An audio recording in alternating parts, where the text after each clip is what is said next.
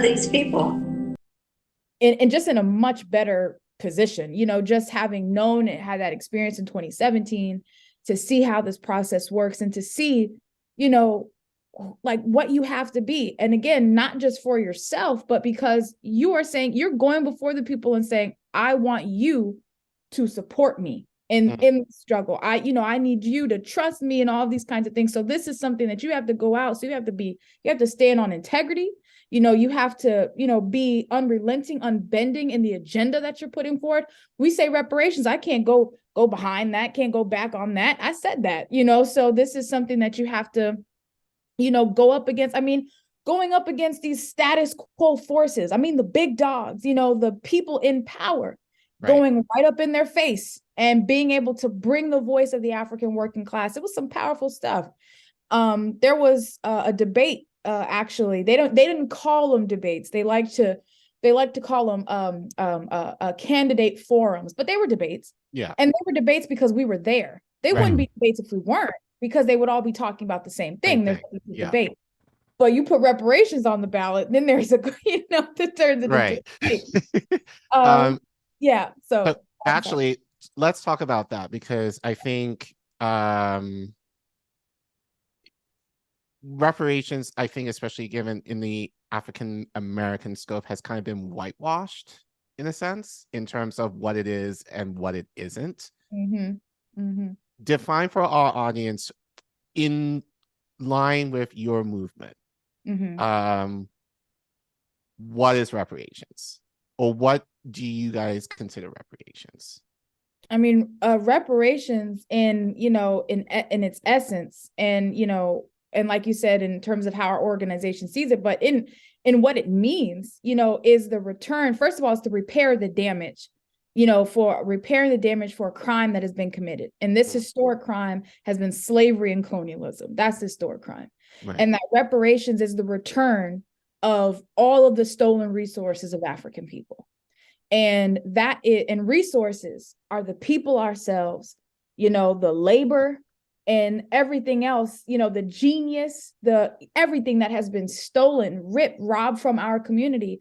And that robbing, that exploitation has not stopped since, our first encounter with the first European who stepped in Africa. This is something that's been ongoing. So we're talking about, the return of all of those resources back to our people. And so that's, what we mean by reparations. And just in that election, though, because like you said, it's been whitewashed. It's been made to seem abstract because the fact is that and we look at the U.S. government and, and what it's worth in terms of its debt and all these kinds of things, it equals or just about levels out to what is owed, what can be calculated that is owed to Black people for stolen labor alone. So that's the whole, what is it, GDP, And so this is where, it becomes problematic. This is why it has to be explained in a certain way. Well, this is what, reparations can or cannot look like, how it has to be defined, because you have to deal with this question where, that this is equivalent to what is owed to Black people. But in this election, we've simplified it, because we said reparations, we had a reparations plan. Said, this is how this can be carried out. And, the fact is that, like specific to the city of St. Pete, I'm just referencing that because this was what our campaign was putting forward. There was a situation where in the late 80s, there was an African community, historic Black community called the Gas Plant District, where we had over 100 Black-owned businesses. There was 800 families that lived there.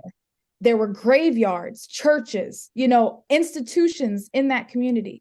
All of that was raised to make way for a baseball stadium. And some people may be familiar with that team because they've gotten some relative popularity over the last couple of years. But that baseball stadium, it sits on top of a graveyard of what used to be a Black community. And the parking lots literally sit over Black graveyards, literally. So this is something we said, 86 acres of land under that baseball stadium, that can go back to the Black community as reparations. And this allows us to, develop that land and create, the type of community, building up economic institutions and things like that that would uplift and go to repair the damage that was caused through the theft of that community from our people. So that was a practical thing that we put forward in front of people, in terms of what we were saying about reparations. But I mean, this is what we mean by it, and we don't think it's an abstract demand. And the thing is, reparations is something that, once the masses, they take it into their own hands, at a certain point. I mean, just the idea, because I feel it's just been kind of whitewashed to mean we get money, which is not, it can mean that, but I think it's just a very narrow view of it. It's kind of what you described in terms of economic empowerment, giving us the means of control in terms of the resources that we have that are rightfully ours, that we have the right to kind of say, this belongs to me. I have the right to do what I choose to do with it in terms of myself, and in this case, in terms of my community. So, so I think that's kind of the way you kind of explained that. I think is you've made that clear, because, as you are probably well aware of, there's just a lot of I hear like cut the check, from, even like people within Black media is like just this idea of money, money, money, money, money. Like, it's not just about money, it's economic empowerment, like in terms of seizing the means of what was taken from us in terms of our economic value, that we get that back, which goes beyond money. This goes in terms of, as you're leading to,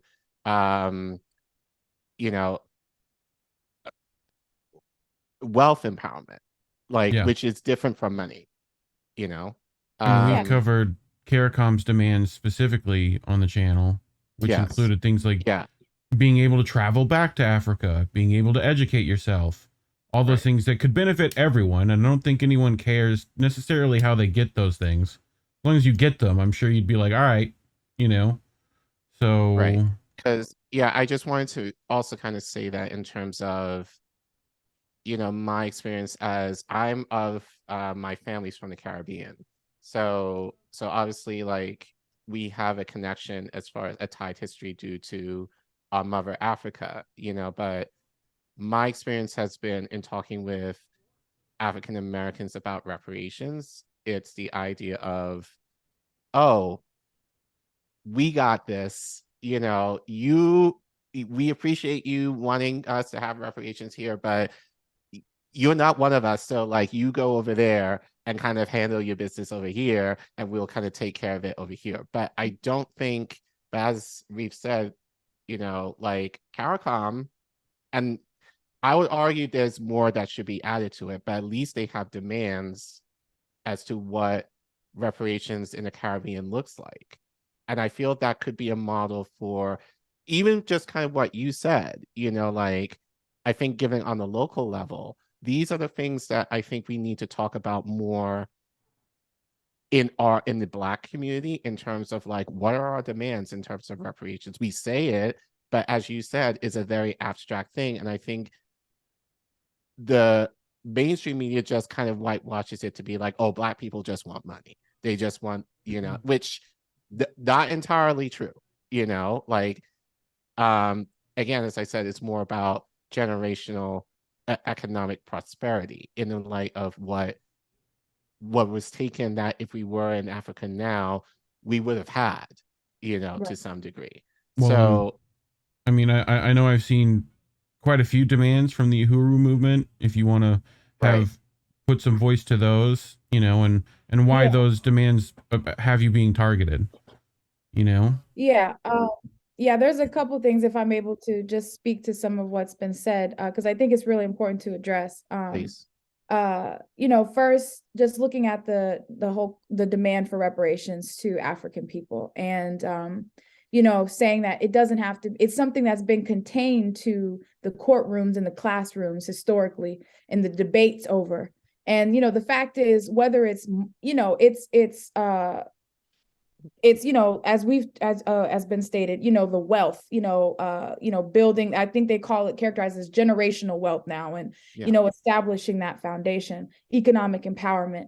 And but even, you know, the notions of cut the check, like money, actual money. I mean, these are things, first of all, that the colonizer, the thieves, the robbers don't have the right to be the financial managers of what people want to do with their resources when they get it back. I mean, that's absurd. Right.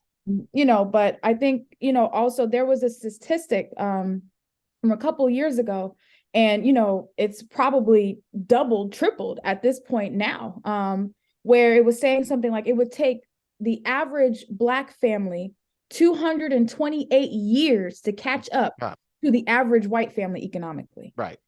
You know, so this is, you know, in terms of reparations, being able to bridge that gap, you know, how to bridge that gap, you know, because 228 years is too long to wait, you know, for anyone. And this is an average white family. I'm not talking about the rich white family. I'm talking about average white family, 228 years. And that even is depending on what you mean by average Black family. And the other thing I wanted to mention was you know, the issue of, you know, well, Africans in America and Africans in the Caribbean and the whole reparation struggle. I mean, this is something that, you know, has to be recognized as like a real diversionary type of tactic. And it's bizarre, you know, if you even entertain it, because the same process that put Black people in this country is the same process that put Black people in the Caribbean. It's the same process. Right. It's the same system. It's not separate things that, you know, this is the same system, and it was born and built and, you know, established on our backs, sucking the blood, and, you know, all the horror stories and the history that you can learn about, you know, just the horror of the Caribbean plantations. You know, I mean, that's some of the most brutal conditions for our people. So when we hear stuff like that, you know, we've heard of stuff like that, especially deepening over the years as this reparations question has, you know, been thrust to the surface. We've heard this, you know, notion of, well, you know, ADOS and all, you know, this kind of stuff, you know, and that is, we're almost convinced that it's the state, you know. I totally agree. And I actually really appreciate and humbled by what you're saying, because distinction in terms of that. But I think also just for me, this would be something, and I've, you know, obviously being of Caribbean descent, but having been to Africa, in East Africa, and spent some significant time there, you know, the idea that we're excluding ourselves from the very thing that was gauged upon and thrown upon us due to capitalism and colonization, I just think is nuts, that you're going to exclude essentially your cousins in the conversation in terms of what is needed within the collective of our Black experience. But then, like, you know, more importantly, like, the ideas that are kind of brewing, you know, in different regions within the diaspora need to be shared and need to be highlighted, because, and off camera, you told us, you know, that the chairman was friends with brother Kwame Ture, you know, and we reported last year how he was targeted by the British government. Right. You know, actually, I kind of said then he was badass, that it wasn't even Americans that were targeting him, it was the British. But because he spoke of solidarity among the diaspora, and that makes sense given that he's a Trini who actually lived here and then spent time in Africa. He was able, and like, I feel that spiritual connection to him, because I'm also Trini on my mom's side, having lived outside, you know, in the UK, and then came here and having spent time in Africa with African ancestry. So I have, on different levels, like, the fullness of the diaspora, you could say, in a lot of ways. And I kind of see how we need to be more unified in that message, in terms of, you know, getting our just due by what was taken from us. So it kind of saddens me that we are not aligned on that fact in many ways. So all that to say, I really appreciate you, like, upholding that idea that I've had and really had arguments over people for, is you are essentially doing the thing that our colonizers did Right. to us Right. collectively, you are doing the same thing to me in terms of, like not being able to be a part of the conversation and elevating the conversation in terms of what we're able to do collectively. Like, because even with Dr. King, he spoke on this, like we have a lot of collective power economically that if we pulled our resources together, we can take over the world, which is the very thing that, our oppressors don't want. So as you kind of alluded to, it's very easy to kind of attack us, in terms of, based on where you live or what part of the world you're from. And we're kind of doing that to each other, which I think is ridiculous, that we shouldn't be on each other in terms of, oh, your experience is not like my experience here in this country or in this region of the world or in this, like whatever, or this tribe or whatever else. No, like we're all Africa's children. Yeah, and that's not even true. I mean, if you look everywhere around the world where there's a Black person that looks like you or me, we're going through the same conditions, and they might look a little different, in the way it comes out, but it's the same stuff. It's same thing. And so what's happened to us through the process of colonialism? I mean, we were stolen, dispersed, and then given new identities and then forced to become wherever the hell we were being defined as by the colonizer. I mean, right now, there are artificial borders in Africa carved up by European countries. That wasn't Africa. That was, that was Europe that did that, carved Africa up and to define who, so now there are Nigerians and there's South Africans and, there are all the, and so we're different in Africa. We're different in now we're African Americans. We're some new breed creation. We're Afro, Caribbean, all these kind of things. We're one people. And the fact is Garvey, Marcus Garvey, who led, probably the largest movement of African people, 11 million Africans throughout the world. He said, Africa for Africans, those at home and those abroad. And when we talk about stolen resources, the people, we were stolen from each other, if that makes sense. You know what I'm saying? And we lost a better way of life after having been kidnapped from Africa and brought throughout the world. And the fact is that my brothers and sisters in Trinity and throughout the Caribbean were stolen from me. They were in terms of who they would be and what they would be able to do for, as part of, the productive forces of Africa. So that we were stolen from each other. That's a resource. So this is, why it's absurd. But this is something that we've taken on seriously with the demand for reparations and just through our whole organizing work, really carrying out the mission that Marcus Garvey had established in the, in the early 1900s. And Reef mentioned, how this was a point of attack against our movement on July 29th, the reparations question. And Chairman Amalia Shatella set out to make reparations a household word a long time ago.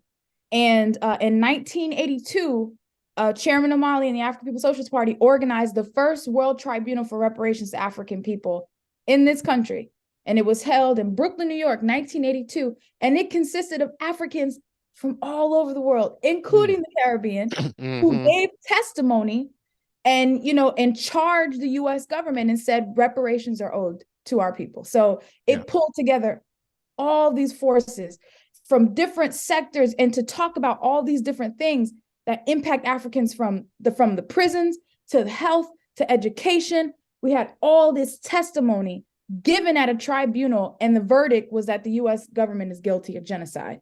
And reparations are owed to Africans. And so I think just that you said that, it's so encouraging to hear this, but at the same time very frustrating, because in a lot of ways, I think especially in today's world, we're trying to reinvent on everything, we're trying to reinvent the wheel as far as organization. We're trying to reinvent the wheel as far as direct action. We're trying to reinvent the wheel in terms of this talk about reparations, when I basically tell people there have been people who've been doing this forever.